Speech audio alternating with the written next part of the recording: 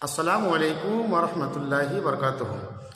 সম্মানীয় দর্শক, আপনাদের কাছে আমার দুটি প্রশ্ন, যেগুলো আপনারা অবশ্যই উত্তর দেবেন এবং কমেন্টে উত্তর খুব সুন্দর করে লেখার চেষ্টা করবেন।